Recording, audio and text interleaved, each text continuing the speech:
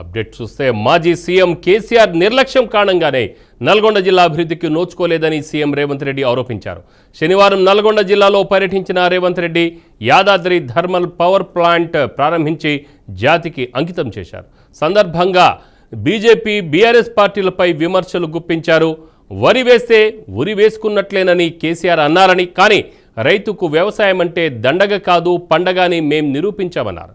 మేం కనీస మద్దతు ధరతో పాటు బోనస్ ఇస్తున్నామన్న సీఎం సంక్రాంతి తర్వాత రైతు భరోసా నిధులు విడుదల చేస్తామని రైతులకు గుడ్ న్యూస్ చెప్పారు. మేం అధికారంలోకి వచ్చాక 55,143 ఉద్యోగాలు ఇచ్చామని, మేం ఇచ్చినన్ని ఉద్యోగాలు కేసీఆర్ ఇచ్చారా అని నిలదీశారు. బీజేపీ అధికారంలో ఉన్న రాష్ట్రాల్లో ఎన్ని ఉద్యోగాలు ఇచ్చారో చెప్పాలని డిమాండ్ చేశారు.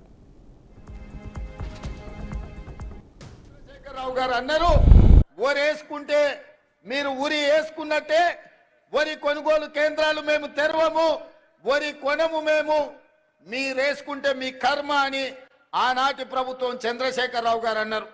మరి ఈరోజు నేను చంద్రశేఖరరావు గారిని అడుగుతున్నా, సంవత్సరం పూర్తి అయింది.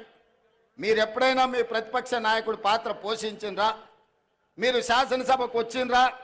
మీ అనుభవాన్ని ఎమ్మెల్యేగా, రాష్ట్ర మంత్రిగా, పార్లమెంట్ సభ్యుడిగా, కేంద్ర మంత్రిగా, తెలంగాణ రాష్ట్ర సమితి అధ్యక్షుడిగా, తెలంగాణ రాష్ట్ర ముఖ్యమంత్రి 10 సంవత్సరాలుగా మీకున్న అనుభవాన్ని, మీ వయసును తెలంగాణ ప్రజల కోసం ఏ ఒక్క రోజైనా వినియోగించినరా? మీరు ఆలోచన చేయండి, ఆత్మ పరిశీలన చేసుకోండి. చంద్రశేఖరరావు గారు ఇంత అనుభవాన్ని 40 సంవత్సరాల ప్రజా జీవితంలో 4 కోట్ల ప్రజలు మీకు అండగా నిలబడి మిమ్మల్ని మోస్తే ఈ రోజు ప్రతిపక్ష పాత్ర, శాసనసభలో ప్రతిపక్ష కుర్చీ ఖాళీగా ఉండడం, ఈ తెలంగాణ సమాజానికి ఏమి సమాధానం చెప్తారు మీరు అని అడుగుతున్నా.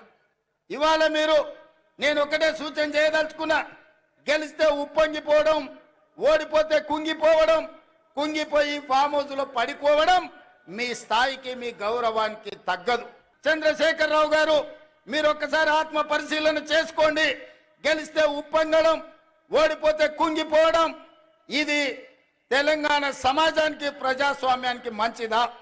మీరెందుకు బయటికి రావడం లేదు? మీరెందుకు మాట్లాడడం లేదు? ప్రభుత్వం తీసుకుంటున్న నిర్ణయాలు మీకు నచ్చకపోతే, ప్రజలకు కష్టం వస్తే